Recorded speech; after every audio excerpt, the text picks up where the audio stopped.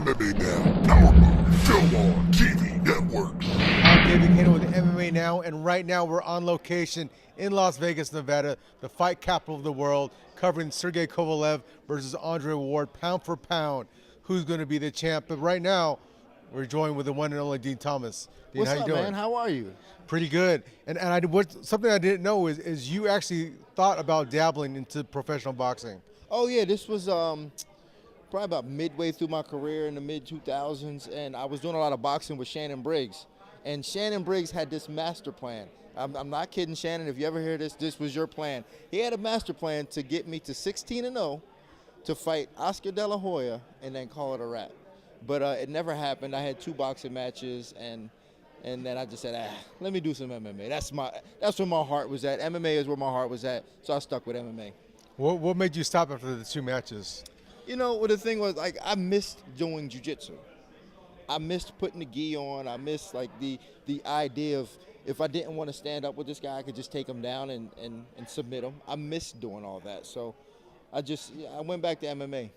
Is it weird knowing that the guys that you boxed with, those 2 fights, or even here, you're at a big, probably the biggest boxing match in this year, was with its claim to be fight of the year, and knowing that you can wrap them up anytime that you wanted to, does that ever cross your mind? You know, when I was young, I used to always think, like, how would it feel to be able to beat up everybody in your area? And now it's like, I feel it at some level. At one point in my life, I felt that way where I could do it, and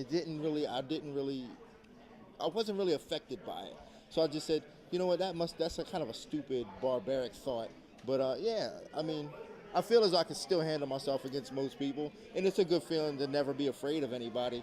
But you know, these guys are dangerous nowadays. They pull out on you and just so. Yeah, I try not to think too much about that. Well, you mentioned something differently. I mean, Lennox Lewis is out here, all the big stars. If these guys would have competed at UFC 1 against Royce Gracie, Mike Tyson, the debate goes back and forth. How would these guys have done? Because Royce never faced a really seasoned veteran boxer in the UFC ever. And so would they have just been able to with one punch, taken him out, or would Royce been able to kind of stifle the boxing? Yeah, I mean, that's always the debate. Now, this is coming from somebody who has been involved in both sports for a long time. And UFC 1, there's not a boxer on the planet that would have been able to stop Royce from taking him down, because Royce had the cheat code. You know, at that time, you couldn't even spell jiu-jitsu at that time. So nobody knew what it was. And nobody would have expected this little skinny Brazilian guy to take you down. He's wearing a gi, and they're thinking, oh, I'm just going to punch him in his face. So, in fact, they would have made it easier for Royce. Now, knowing what we know today, it was a lot easier for them to catch up. So, but at UFC 1, there's not a boxer on the planet that would have been able to stop Royce from taking him down and submitting him. The sport's come a long way in the 23 years. Just last week, where we saw Conor McGregor, Eddie Alvarez, your buddy Tyron Woodley, Stephen Wonderboy Thompson. Real quickly, how did you score the Wonderboy Woodley fight? Well, you know what? Like, I think that fight comes down to the 3rd round. Obviously, I thought Tyron won the 1st round pretty convincingly. The 4th round, he won extremely convincingly. In fact, it was, if not a 10-8, it could have been a 10-7, because he knocked him down 3 times and had him in 2 submissions that could have ended the fight. So, like, it doesn't really get much more dominant than that. Wonderboy won the 5th and the 2nd round. So I think it comes down to the 3rd round. I actually, at the time in the fight, I actually thought Tyron won that round based on just damage. He didn't do a good enough job of cage control, but just damage alone, I thought he did enough to win that 3rd round. So you had him winning the fight? I had him winning the fight. It would have been 48-47, yeah. Now, the main event, Conor, 2-time champ, he's taken the sport to a different level. What are your thoughts on what he's been able to do in MMA? Well, I like Conor. I've been following Conor since he was in Cage Warriors in England. And I've always thought he was extremely talented. He's got his reflexes and his instincts, and his accuracy is better than anybody is in the game right now. The fact that he can talk what he talks and back it up, and he has a whole country to support him, he is, you know, he's a one of a kind type fighter. there are some dangerous matchups for him, but as long as he doesn't fight those dangerous matchups and he fights tough guys that match up well against his skill set, he's going to look like a rock star. And even if he fights the tougher guys that he doesn't match up well, he'll still look pretty good. So Conor's a good fighter, and my hat goes off to him. He said in the last press conference that he's going to take some time off with the baby, but he wants equity with the UFC. I'm predicting that he's going to want $40 million range, whether he gets the equity or not, which no MMA fighter has ever hit. I don't think past 15 million with pay-per-views per fight. But that's the money I think he could garner. That kind of makes sense. That $40 million mark.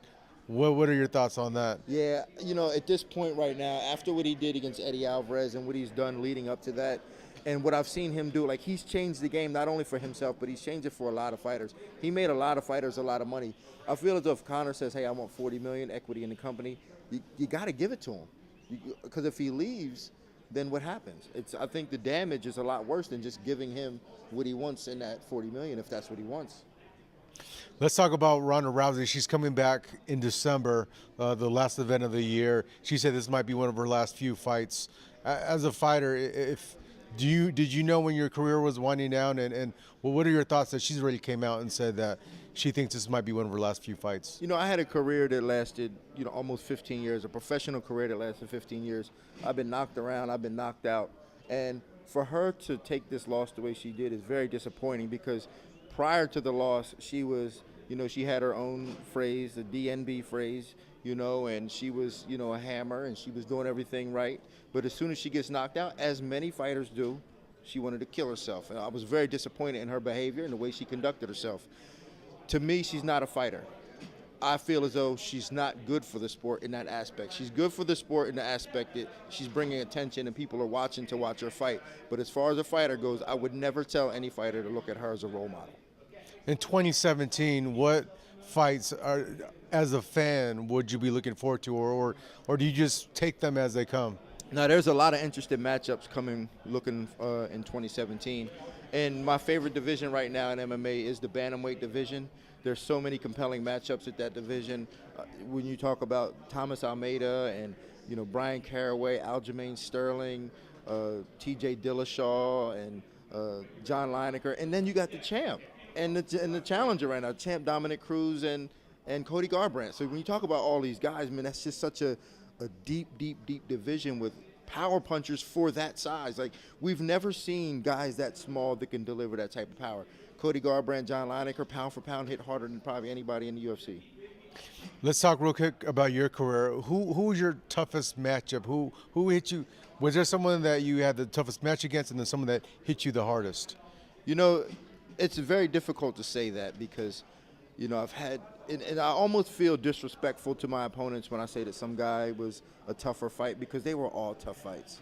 And it's, from Fabiano Iha to, I fought a guy in Japan named Mishima who most people never even heard of.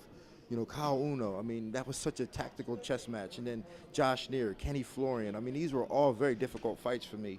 And so I can't really put a finger on if any of them was tougher. Even fights that are like one and it may have looked kind of easy, they were still tough for me. So I can't really put a finger on any one fight that was like that head and shoulders above any other. And take us out with the Mayweather-McGregor talk. It doesn't go away. They're going back and forth on TMZ with McGregor. Mayweather saying, don't say my name, keep my name out of your mouth, and I'm an elephant, you're an ant. And McGregor says, come say it to my face, and the back and forth.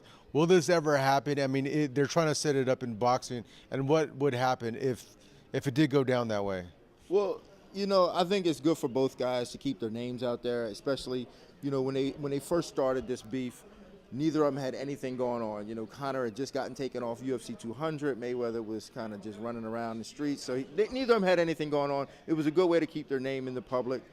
Again, I still see the same thing happening. Conor, if he's going to take some time off, he needs to keep his name out there. And the best person to do it with is a guy like Mayweather. If the fight were to ever happen, I feel, especially in boxing, Conor wouldn't last very long. He makes some fundamental mistakes that he gets away with in MMA because the game is different. In MMA, you can stand different ways. You can use different tools to set up your hands. In boxing, he wouldn't be able to do that against a guy like Mayweather. I mean, Mayweather has seen guys like that for 20 years, so he wouldn't be able to just have his way with Mayweather. I don't even believe he'd hit Mayweather. Wow, he wouldn't touch him. Nah, I don't think so. And last, what's your favorite submission that you've done or that you would want to catch someone in and practice? What's something that you practice a lot? Well, my favorite submission is one that I made up myself. It's called a burnt French fry choke. And the reason why we named it the burnt French fry choke is got the skinniest little legs, and they look like burnt French fries. You ever took out a French fry and it was burnt? That's what my legs look like. So I've created this choke off of my back that I can use on people. It's called the burnt French fry choke. In fact, there's a YouTube tutorial out there somewhere. I don't know where it is, but if you type in burnt French fry, you could probably find a tutorial on how to do it. Dean Thomas, thank you so much for your time. Thank you, man. Appreciate it.